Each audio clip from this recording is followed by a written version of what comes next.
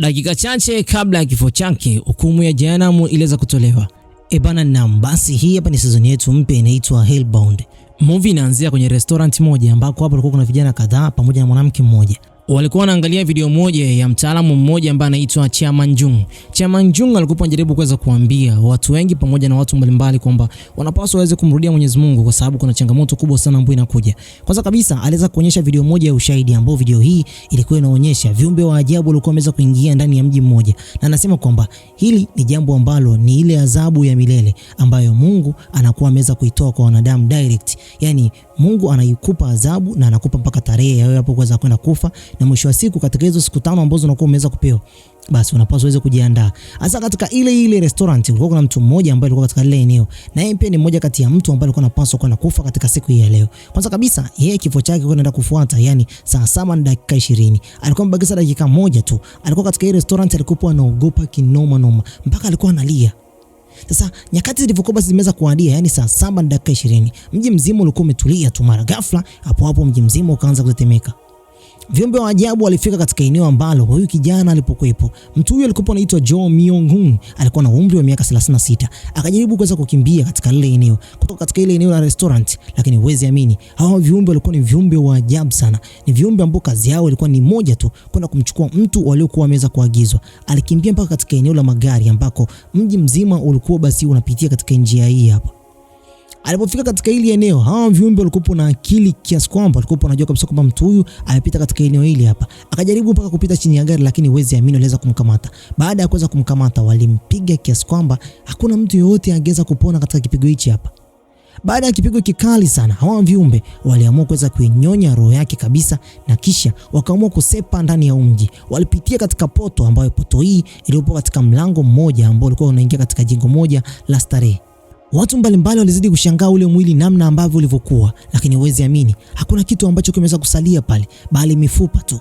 Sasa tunarushwa mpaka katika mjengo mmoja. Hapa ni katika kituo cha polisi. Kuna mtu mmoja ambaye huyu ni detective, alikuwa jina lake anaitwa Yugun. Yugun alikuwa amechelewa kazini, na katika nyakati ambazo alivyokuwa basi anaingia pale, wafanyakazi wenzake walikuwa wanasikiliza moja kati ya presentation ilikuwa inafanyika, na hii ilikuwa inamhusu mtu mmoja ambaye alikuwa ameweza kuuawa kupitia hivyo viumbe. Yule tulikuwa tumeweza kumuona kule mtaani, yani Jo Myung-hun. Sasa pale alipokuwa ameweza kuingia, huwezi amini alikuwa na stress huyo mtu kinoma noma. Akaenda paka katika eneo la jagi moja ambalo lilikuwa la kawa, akachukua pale kawa na kisha akaanza kuongea pale na rafiki yake mmoja ambaye huyu anaitwa Yun Pyong. Sasa katika nyakati hizo viongozi walikuwa na discuss kuhusiana na lile tukio ambalo lilikuwa limeweza kutokea kule mtaani. Wanasema kwamba mtu huyu inasemekana kwamba ni watu wanaohusika na swala zima la kuwatoa wenzao uhai.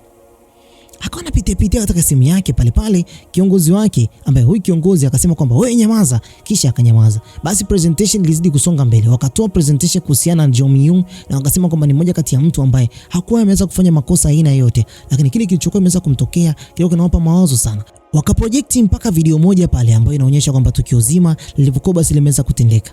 Pale akaanza kupata notifications za ajabu. Notification hizi zilikuwa zinahusu tukio hilo. Sasa kulikuwa kuna kikosi kimoja ambacho hawa wanajiita The New Truth Society.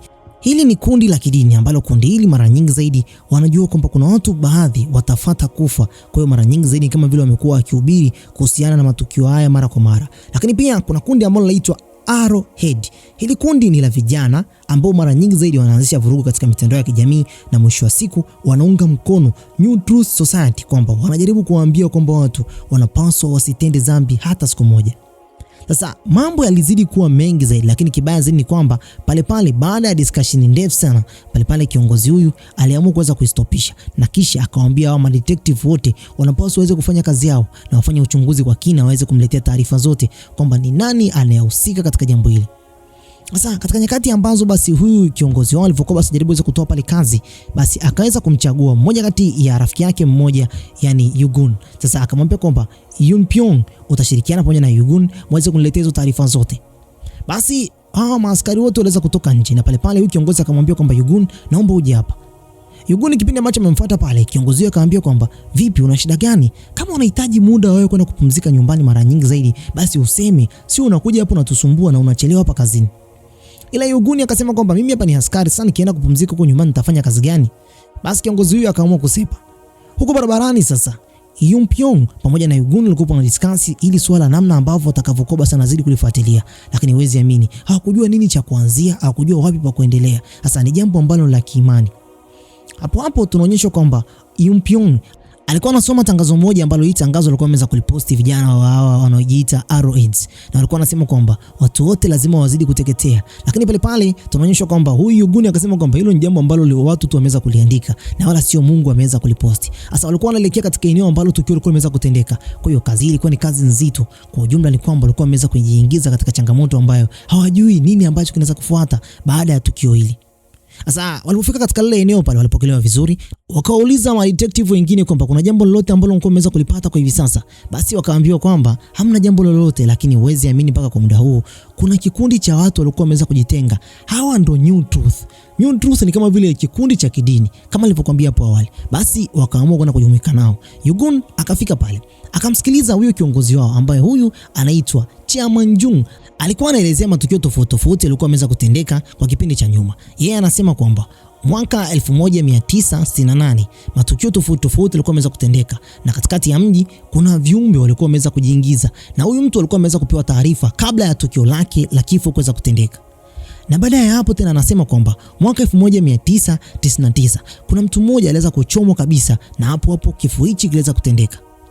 Na pale tena kipindi ambacho basi anaongea aliweza tena kuproject taarifa zile ambazo askari hao walikuwa wanazidi kuzitafuta. Anasema kwamba vifo hivi vimekuwa vikitokea mara kwa mara na sijui nani ambaye anaanzisha hili jambo, lakini kiujumla ni kwamba tunapaswa tuwe na imani, tunapaswa tuweze kujitenga kabisa na dhambi. Lengo la huyu jamaa alikuwa ni moja tu, alikuwa anaonekana kwamba ni mtu ambaye alikuwa anazidi kuwahimiza watu wengi wazidi kutenda mema. Baada ya tukio lile pale tunaonyeshwa kwamba huyu chairman alifuatwa pale na Yugun pamoja na Yunpyong. Wakamfuata pale na kisha wakampa basi vitambulisho vyao. Wakasema kwamba ni maaskari wapo hapo kwa ajili ya kufanya utafiti wao. Sasa pale huyu kiongozi anasema kwamba mimi nikajua kwamba nyinyi hapo ni watu wapya labda kwenye society yetu, lakini akaambia kwamba hapana. Basi wakamuuliza kwamba tunataka tuweze kufahamu kuhusiana na kifo cha huyo Jo Myung aliyekufa.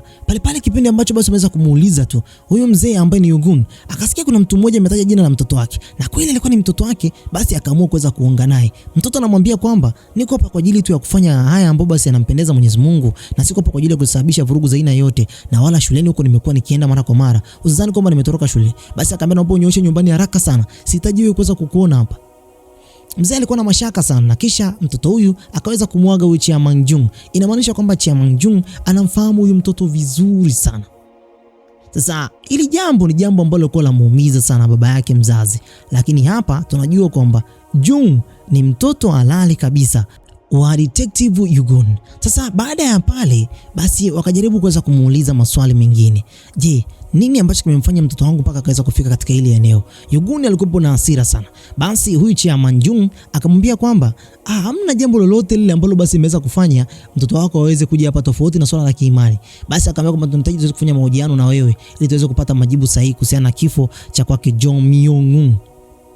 Asa huyu kiongozi alikuwa na interview kwa akamwambia kwamba naomba tuweze kuongozana mpaka huko basi nitakapokuwa mmeanza kufika, lakini maswali yenu mtaweza kuyauliza kipindi ambacho tunazidi kusafiri. Wakafika katika eneo la treni, akajaribu kuweza kueleza kwamba moja kati ya washirika wangu alitamani sana mimi niwe na gari, lakini sikuweza kutamani hilo jambo kwa sababu ni moja kati ya mtu ambaye napenda pesa zao zibaki mifukoni kwao. Mimi sihitaji pesa zao, nahitaji wao waweze kubadilika tu. Basi wakajaribu kuweza kumuuliza, je, unafikiriaje kuhusiana na hichi kifo?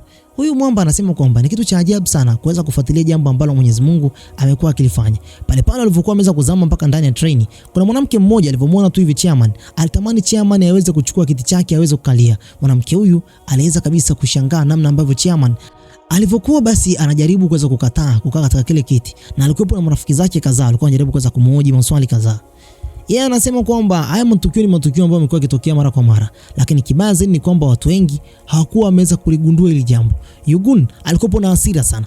Basi huyu chairman akazidi kujielezea na kusema kwamba yeye ni mmoja kati ya watu waliokuwa wameweza kuishi katika ulimwengu huu bila wazazi. Lakini pia anasema kwamba aliweza kulelewa katika jumuiya ya Wakatoliki na baada ya kuweza kufikisha miaka 20 alipaswa kuweza kuondoka. Anasema kwamba siku ambayo aliamua basi kukamata barabara na kwenda kuishi katika ulimwengu mwingine kabisa, hapo ndipo alipoanza kuona mili ya vitu mbalimbali vilivyokuwa basi vinaanza kutolewa uhai wao. Alikutana na wanyama na kisha nyakati hizo aliweza kukutana na viumbe hawa tunawaona kwamba ni askari kutoka kuzimu waliokuwa tayari wameweza kumkimbiza mtu mmoja na kisha walikuwa wanammalizia kutoa uhai wake. Nyakati hizo alipokuwa anawashuhudia pale, hawa askari waliweza kumgeukia haraka na hapo waliweza kumpita kipindi ambacho amaliza kazi yao.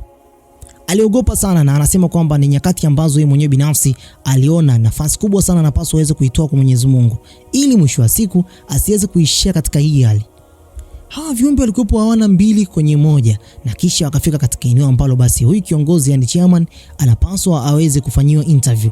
Na pale alipokuwa basi anaongelea swala zima la Mwenyezi Mungu, anasema kwamba Mungu ni mmoja kati ya kitu ambacho sisi hapa wenyewe binafsi hatukijui, lakini hata hawa viumbe wanaotoa uhai wa binadamu wenzetu naamini kwamba ni wale viumbe ambao Mwenyezi Mungu amewatuma. Asa huyu Yuguni akaanza kucheka na akasema kwamba hivyo nadhani kwamba Mwenyezi Mungu ametuumba alafu tena yeye mwenyewe binafsi atutesi. Huyu kiongozi anasema kwamba kwanza nimesikia kwamba mtoto wako aliwahi kunieleza kwamba mke wako aliweza kuuawa. Ile jambo liliweza kumuumiza sana huyo askari Yugun.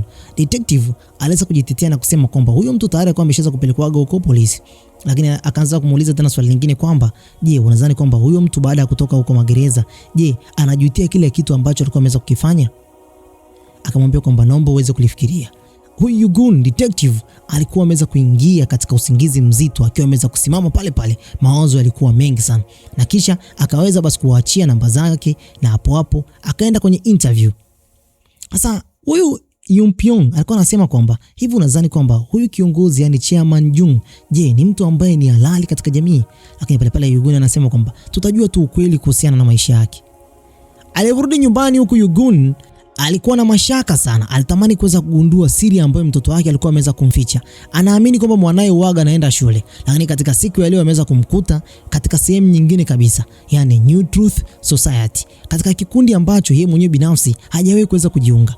Alipoingia pale ndani alimkuta mwanae tayari ameshaweza kulala na kisha akaanza kumkusanyia nguo zake. Alitamani kwenda kuzifua. Mtoto wake akashtuka na kisha akamwambia kwamba usiende kuzifua baba, hizo nguo mimi kesho nitazivaa. Akamwambia kwamba natamani tuweze kuongea. Mtoto akasema kwamba hamna haja ya kuongea baba, nimeshakueleza kwamba mimi ni moja kati ya mtu ambaye nimejiunga tu katika kile kikundi, lakini hakuna kibaya chochote ambacho kimeweza kutokea na hakuna siku yoyote ambayo nimeweza basi kukosa shule.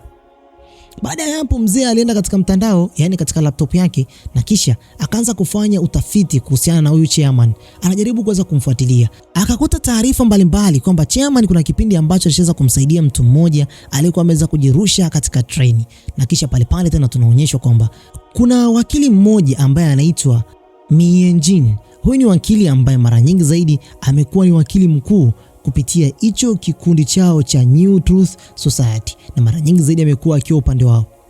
Sasa hapa ndipo basi ambako bwana mkubwa yani Yugun akakumbuka yale maneno ya kwake huyu Chairman Jung. Alimwambia kwamba nimeshaweza kusikia kwamba mtoto wao alishaweza kuniambia kwamba mke wako aliweza kuuawa. Hapo taarifa hizi akaamua kuweza kuzifuatilia.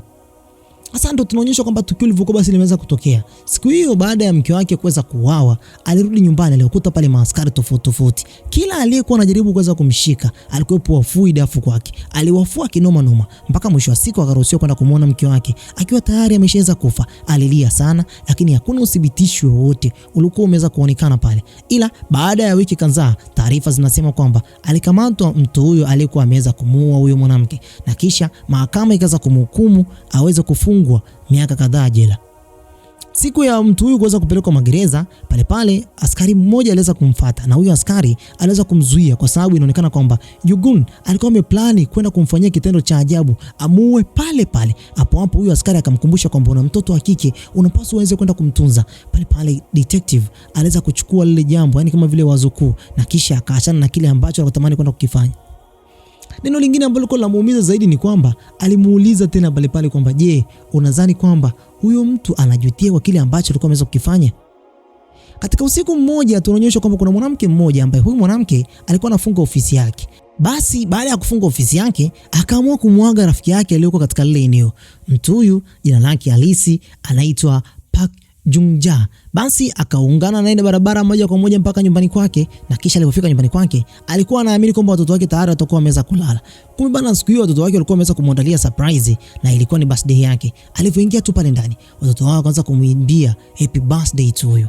Mtoto huyo wa kwanza anaitwa Yul, na huyu mwingine ambaye basi ni wa kiume jina lake halisi anaitwa Hayul. Basi pale pale kipindi ambacho basi wanajaribu kuweza kumuimbisha mama yao, na kisha mama akaweza kuzizima zile taa na akaweza kuwashukuru watoto wake. Nyakati ambazo basi alipokuwa basi ameweza kuwakumbatia, mtoto wake mkubwa akamwambia mama, angalia nyuma. Hapo hapo alijitokeza kiumbe ambaye kiumbe huyu alimwambia kwamba hukumu yako tayari imeshaweza kutoka, na hukumu yako inaonyesha kwamba wewe ni wa kwenda kuzimuni. Sasa hatujui mwanamke yule alikuwa amefanya makosa gani mpaka aweze kuhukumiwa kwenda kuzimu. Na hapo hapo watoto wao walikuwa na rekodi video ile. Kumbuka kwamba ilikuwa ni siku ya birthday ya mwanamke huyu, na baada ya hapo akamwambia mpaka muda, yani atakufa saa 9 PM. Na hapo hapo baada ya lile tukio kiumbe huyo aliweza kutoweka. Watoto wale waliweza kuogopa sana. Sasa kwa upande mwingine huko tunaonyeshwa kwamba kuna live streamer mmoja ambaye live streamer huyu alikuwa na muonekano tofauti kidogo. Alikuwa anaonyesha watu wengi zaidi nini ambacho kinaendelea katika ulimwengu huu kupitia hiyo kampuni inayoitwa Arrows Aid. Ni kikosi fulani hivi ambacho wengi wao wako katika mitandao. Na yeye pia ni mmoja wapo. Alikuwa anaongelea kuhusiana na profesa mmoja ambaye profesa huyu aliweza kumkataa Mwenyezi Mungu. Na kisha akawa anawashawishi watu mbalimbali kwamba Mungu hayupo na Mungu hayupo katika ulimwengu na hawezi kukusaidia. Baada ya ile tukio bana, kuna vijana baadhi waliamua kuweza kumkamata na kisha walimpiga bomba nyingi sana za mgongo, mpaka mwisho wa siku huyu profesa akajikuta katika hali mbaya sana. Huyu live streamer alikuwa anaonyesha video zile, hatujui ni wapi ambako alikuwa anazipata, lakini kikosi hichi cha wana mitandao ilikuwa ni kikosi ambacho si cha kawaida. Wakikukamata hawakufanyi kuwa mtu wa kawaida. Basi nyakati hizo alitolea ufafanuzi kifo cha kwake Jo Mi-young ambaye umri wake ni ule miaka 36, na baada ya hapo akasema kwamba mambo bado yanazidi kuja. Akazidi kuonyesha kwamba Arrows wako juu, yani bado muda wao ni mwingi katika ulimwengu huu. Nyakati za asubuhi, kipindi ambacho tunaonyeshwa kwamba Yugun alikuwa anaelekea zake ofisini, mmoja kati ya mwanahabari aliweza kumfuata na akawa anamuuliza maswali mengi sana. Yugun anamwambia kwamba mimi sina cha kukuambia kwa hivi sasa, bado hatujapata taarifa kwa kina, hatujui nani ambaye alikuwa ameweza kumuua, hatujui wale watu ni wakina nani, hatujui nini ambacho kinafuata. Na kisha akamwambia kwamba siwezi ku fake news kwa hivi sasa, siwezi kutoa taarifa ambazo ni za uongo. Huyu mwandishi wa habari akamwambia kwamba nyinyi maaskari ndio maana tuwapendi, na yeye pia akamwambia kwamba waandishi wa habari ndio maana si maaskari hatuwapendi. Akasema mpaka kule ndani akakuta watu wengi sana wanaongea na simu, na kisha akakutana pale hivi na Yun-pyong akamwambia kwamba wale vijana katika usiku wa jana wameweza kufujisha taarifa tena kwa mara nyingine. Wakina nani hao? Akaambia kwamba ni Arrows Group.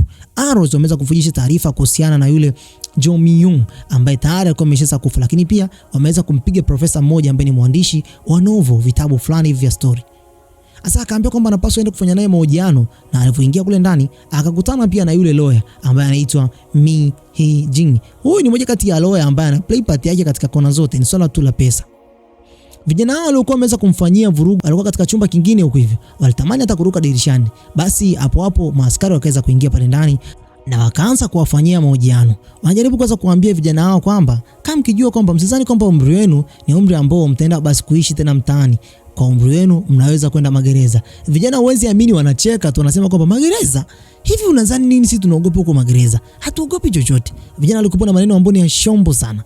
Sasa tunaonyeshwa huko hivi kwamba huyu profesa, yani mwandishi wa vitabu, alikuwa anajielezea namna ambavyo tukio basi limeweza kutokea. Anasema kwamba walikuwa vijana zaidi ya 10, na huko vijana wanaulizwa kwamba mlikuwa wangapi, hawasemi. Walikuwa wanaleta tu vurugu za hapa na pale. Basi askari huyu aliamua basi kuweza kuwaachia namba zake, na kisha hapo huyu profesa anasema kwamba vipi hao viumbe tayari mmeshaweza kuwakamata. Lakini kipindi ambacho alipokuwa anauliza huyu lawyer, inaonyesha kwamba kuna kitu ambacho alikuwa anakijua. Aliweza kufikiria pale na kisha akanyamaza kimya. Maskari hao waliamua kutoka nje na kisha wakawa wanaulizana kuhusiana na familia zao. Tunaambiwa kwamba Yugun kwa hivi sasa bado alikuwa na mashaka kuhusiana na mtoto wake. Je, nini ambacho anakiwaza kuhusu mama yake alikuwa tayari ameshaweza kuuawa? Anatamani sana kuweza kumlea mwanae katika maadili mazuri. Hahitaji hata kupata mpenzi tena kwa mara nyingine. Sasa huku tunaonyeshwa kwamba yule lawyer mwanasheria aliweza kufika katika ofisi yao, na kisha alipofika katika lile eneo basi alikuta pale wafanyakazi wenzake wapo katika lile eneo. Sasa ndo tunaonyeshwa kwamba yule mwanamke ambaye anaitwa Park Jung-jang aliweza kufika pale na kisha akaanza kuelezea tukio namna ambavyo basi ilikuwa imeweza kutokea. Akaelezea kwamba tukio limeweza kutokea katika hali ambayo mimi mwenyewe binafsi sielewi. Akawapa mpaka na video namna ambavyo tukio limeweza kutokea. Amepewa siku 5 tu. Alikuwa anaamini kwamba labda akiwaambia wanasheria nini ambacho kimeweza kutokea, labda anaweza akapata msaada. Je, mwanamke huyu yupo njia sahihi au la? Lakini pia akaweza kutoa taarifa zake kwamba kabla ya yeye kufika katika ile eneo la wanasheria, aliweza kupita kwa huyo mwamba ambaye ni chairman wa The New Truth, ukweli mpya. Alipofika kule aliweza kumpa taarifa kwamba ameweza kupewa siku 5 tu kutoka mbinguni, kwamba muda sio mrefu viumbe wa ajabu wataweza kumshukia, askari kutoka kuzimuni, na pia hata muda alikuwa ameshaweza kupewa. Hasa alipomwambia chairman alikuwa anatabasamu tu, hakumpa msaada wote. Je, chairman kuna jambo lolote ile alikuwa basi analifahamu? Na kwa nini anatabasamu mtu huyu?